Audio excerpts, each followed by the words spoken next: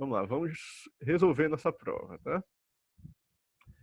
Nossa prova, ela foi composta por 8 questões, tá? Se vocês tiverem qualquer questionamento, se não quiserem abrir o áudio, falem aí no chat. Eu vou, com base no que eu já corrigi, tá? Eu vou focar mais em alguns pontos que apresentaram, que eu verifiquei mais erro dos alunos no que eu corrigi até o momento, tá? Essa primeira questão foi, eu acho que bem tranquila, tá? Eu não lembro de ter alguém ter errado ela, e se houve algum erro, foi um ou dois, coisa muito pouca, né? Que ela traz aqui, foi duas provas no bem parecidas, duas questões muito parecidas, que traziam a primeira e a segunda, ela trazia uma afirmação e a gente tinha que dizer se essa informação era correta ou não, baseado nos conceitos de dado, informação e conhecimento, né?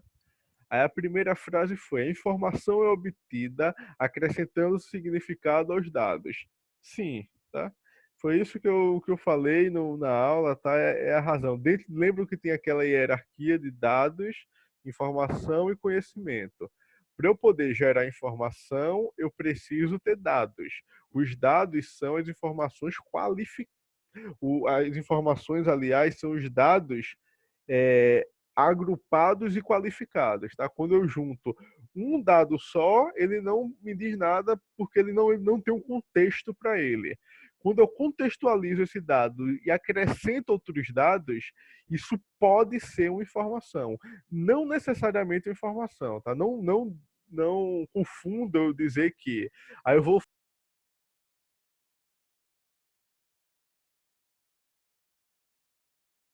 vocês Azul 15 Recife. Azul 15 Recife, o que quer dizer? Nada. Vejam, Azul 15 Recife. São vários dados. Não é uma informação. E aí eu tenho certeza que, ou pelo menos eu vou. Eu deixo fazer até uma. Para a gente aproveitar e fixar esse conhecimento. Se eu questionasse a vocês o que é que eu estou querendo dizer com esse Azul 15 Recife? Alguém conseguiu pensar em alguma coisa nessa junção? Se alguém pensou em qualquer coisa, por mais absurda que seja, por favor, abra o áudio e fale, só para eu ver se chegou perto do que eu imaginei quando eu falei essas palavras.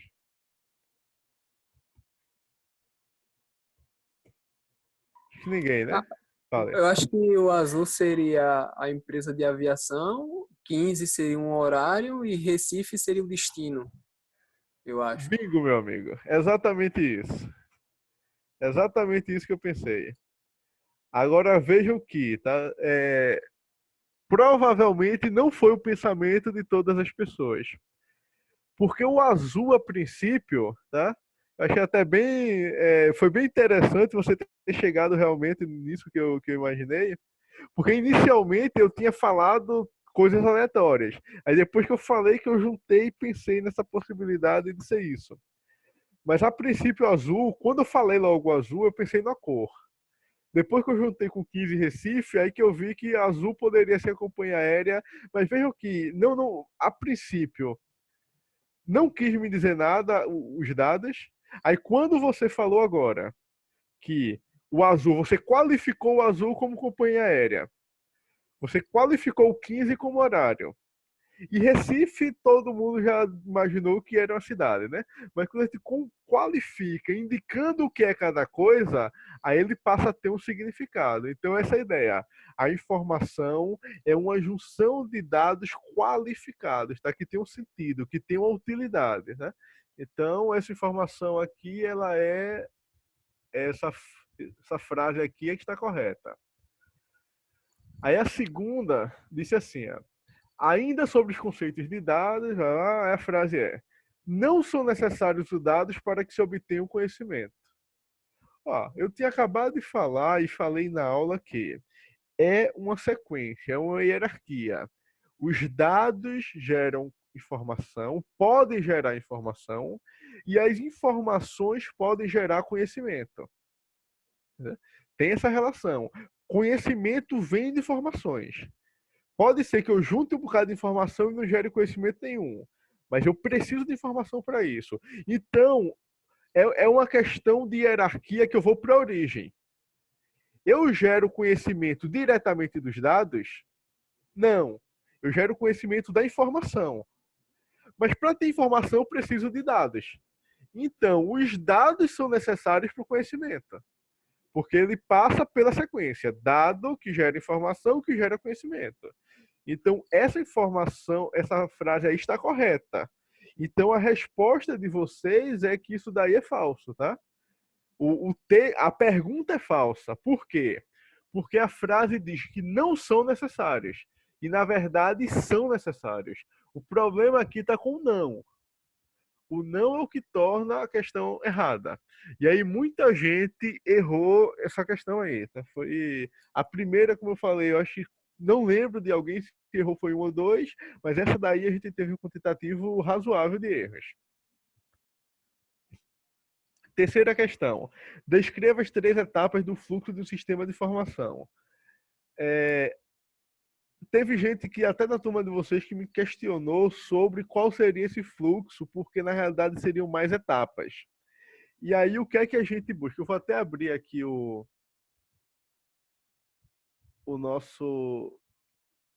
nossa sala, tá no...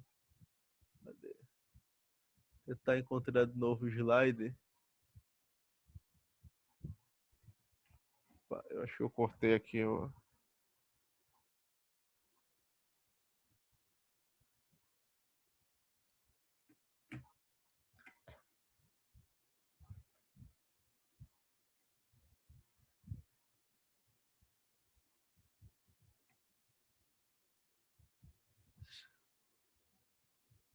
Deixa eu voltar aqui para compartilhar a tela.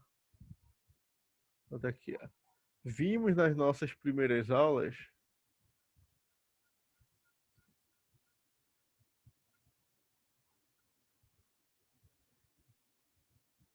que esses daqui são os elementos. Né? Daqui é o fluxo do sistema. Tá? E aí o que a gente entende, vejam, observe que a minha pergunta questionou o fluxo, tá? Do sistema de informação. O fluxo é esse daqui, tá? Esse daqui é o desenho do fluxo. Essa daqui são etapas também do sistema, o controle e o feedback, mas não estão ligadas diretamente nesse fluxo que é entrada, processamento e saída. Inclusive, dependendo do autor, tem autor que só traz esses 3 fluxos básicos. Só traz os fluxos, aliás. Tem autor que acrescenta a etapa de feedback, tem autor que acrescenta a etapa de controle. Eu não lembro de ter visto, ter lido em algum lugar, algum fluxo, algum sistema com mais elementos, tá? Pelo menos não pelo menos não que fosse realmente guardasse uma relevância. O que eu trouxe para vocês nesse slide foi o mais completão aí, com todas as etapas, mas a ideia do fluxo realmente é o que está aí marcado nas setas. Entrada, processamento e saída. Tá? E aí muitas pessoas, teve gente que veio com coisa nada a ver, teve gente que buscou, teve gente que falou até sobre dados, informação e conhecimento nessa questão. Aí eu não realmente não sei de onde se buscou isso, tá? Para mim, assim, estava muito clara a questão das etapas, ou de quais seriam. Eu tava que assim, muitas pessoas acertaram, aí eu houve uma variação boa, tá, de respostas. Foi uma das coisas que eu gostei, até agora, o que eu estou gostando da turma de vocês, é que a gente, é claro que ninguém é ingênuo, né, e todo mundo esperava que houvesse comunicação entre vocês das questões, mas uma coisa que eu percebo é que, pelo menos até o momento, existe uma variedade muito grande de provas. É claro que tem um grupo lá, sabe, a gente pega 10 provas repetidas, 15 provas repetidas, 5 provas repetidas, mas existe uma variedade grande. Então, pelo menos indica que houve grupos para fazer essa resolução. Não foi uma coisa do tipo, fulano faz e passa a prova para todo mundo e todo mundo copia a prova dele. Isso, pelo menos, o que... Ou se houve isso, Pelo menos as pessoas que pegaram as provas tentaram alterar o texto da, da, da resposta, né? Pegaram a resposta e aí mexeram, adaptaram algumas coisas, que aí a gente não acha isso nem ruim, né? Se você teve o trabalho de fazer adaptação, significa que pelo menos você leu a questão. O pior é o cara que copia literalmente o que o outro coloca, até a vírgula e até o erro ortográfico. Que isso acontece. Mas aí os fluxos vão entrar processamento de saída e a entrada é a inserção, tá, dos dados, porque lembra que aqui é um sistema de informação, tá? Se é um sistema de informação, então a entrada é a inserção dos dados. O processamento é onde ocorre a análise e os eventuais cálculos e ou transformações nos dados. E a saída é a informação. Simples assim seria a resposta de vocês. Aí a questão 4 e 5 foi bem tranquila. A 4 foi muito tranquila. A 5 gerou muita dúvida em vocês, tá? E aí a 4 foi acerca dos conceitos básicos de hardware, de exemplos de periféricos de entrada. E a entrada é exceção de dados, né? Eu acho que o que sempre veio foi teclado e mouse. E aí o pessoal variou entre scanner, câmera, microfone, mas é tudo certo. Tá no hall lá. Eu mandei um slide para vocês. Vou voltar aqui para pegar. Eu mandei um slide para vocês sobre isso. Conceito e tecnologia da informação. E aqui a gente tinha muito simples.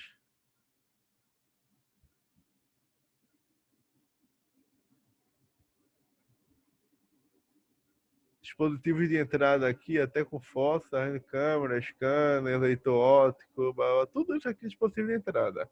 E mais na frente teria os de saídas aí, de saída aqui separadas. Aí a quinta questão pegou mais a galera.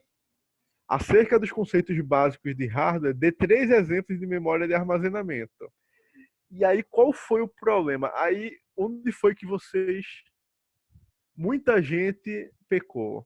E aí, vamos lá no material de revisão.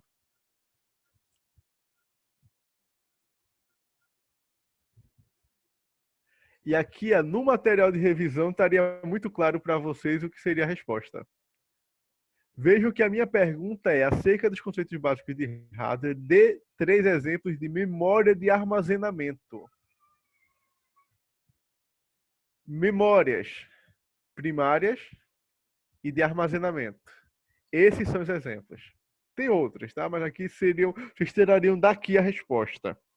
Estaria aqui no resumo da revisão. Muita gente colocou memória RAM, ROM e cache. Só que memória RAM, ROM e cache não é memória de armazenamento, são memórias primárias relacionadas ao processamento, tá?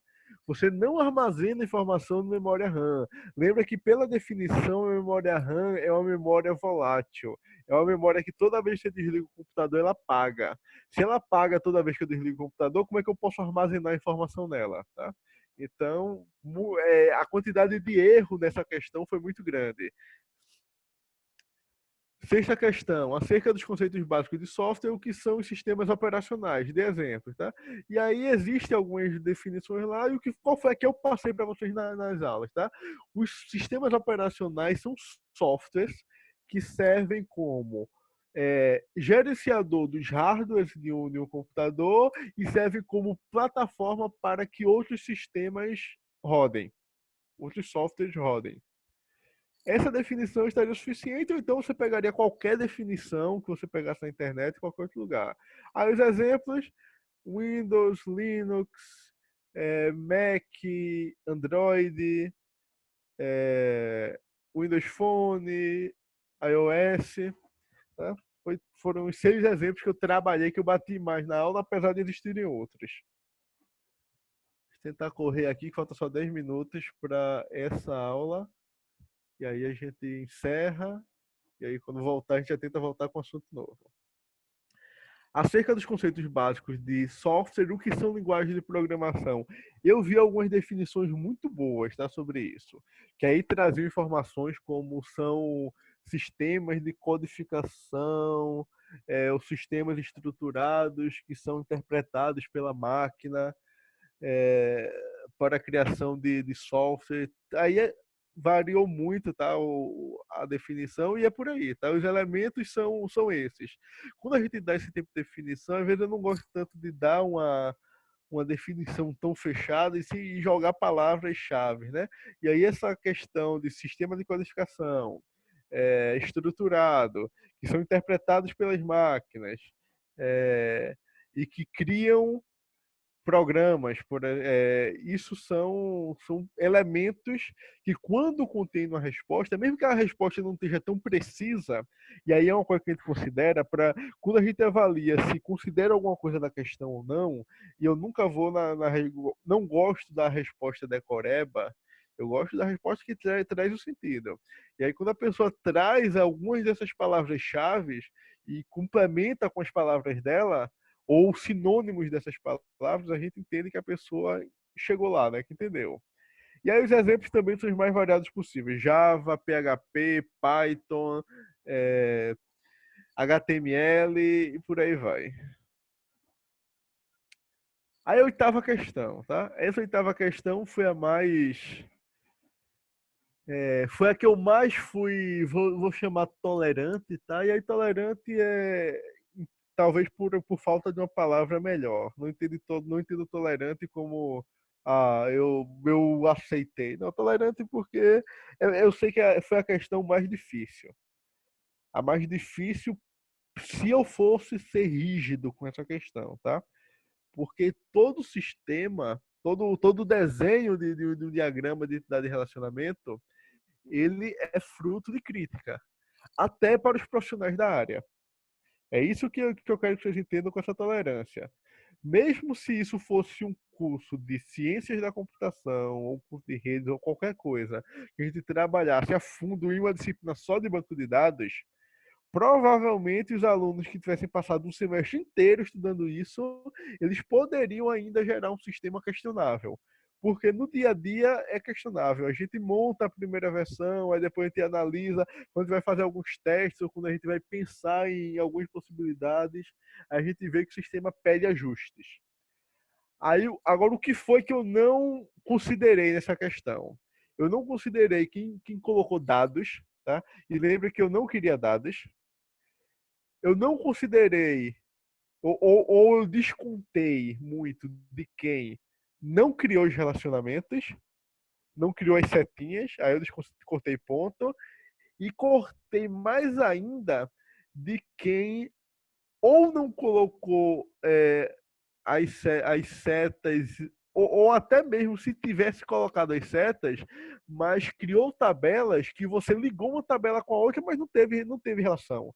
Teve gente que colocou do tipo tabela clientes, aí nome CPF, tabela vendas, aí produto e, e preço. Aí relacionou essas duas tabelas. Como é que você relaciona a tabela clientes com a tabela vendas, sendo que uma tem nome CPF e na outra tem produto e preço? Qual a relação? Você relacionou que campos? Para eu poder relacionar duas tabelas, duas entidades, obrigatoriamente tem que ter um campo comum. Se eu tivesse trazido para essa tabela vendas também o CPF do cliente, eu trazia tabela clientes, tem nome e CPF. Na tabela vendas eu tenho produto, preço e CPF do cliente. Aí eu consigo relacionar. Mas aí foi essa relação que. E por que eu não considero esse tipo de relacionamento? Não considero nem a boa vontade da pessoa em fazer isso. Porque mostra que a pessoa não entendeu o mais básico da entidade, que é o criar links entre uma tabela e outra. E para eu criar link não é só puxar uma seta. Aí você puxou a seta, mas não tinha dentro o conteúdo que relacionasse, então eu não posso considerar. Aí teve outras pessoas que fizeram isso que eu falei, colocaram o CPF também na tabela vendas, só que esqueceram de colocar seta. Aí eu já considerei, eu posso não ter considerado a questão inteira, porque não houve o modelo bem representado. Mas aí eu já considero porque eu consigo ver aonde a pessoa relacionaria esses dois dados. E aí isso era o que eu esperava mais aí da questão de vocês, tá? Que tivesse essas informações básicas aí para relacionar. Mas e aí o que eu acabei considerando? Teve gente que, como eu falei, vejam que o exemplo que eu dei aqui foi um exemplo muito pobre. Tabela clientes com nome e CPF. A tabela vendas com produto, data valor, o preço do produto e o CPF do cliente. Aí vamos colocar aqui mais uma data da venda. Aí eu tenho duas informações na tabela e quatro informações na outra. Isso está muito pobre, tá? Ninguém faria um sistema dessa forma. Mas aí eu já considerei, se você colocou esses dados e você fez o link, eu considerei a questão certa. Porque a ideia aqui não é realmente a gente criar um sistema que vai ser colocado em prática. O meu objetivo aqui era que vocês tivessem a capacidade de montar um diagrama de entidade de relacionamento. E aí, com a experiência, tá? Com quanto mais vezes você fizer isso, mais você consegue ter ideia do que realmente entraria ou não entraria nesse sistema. Entendeu? Aí eu vou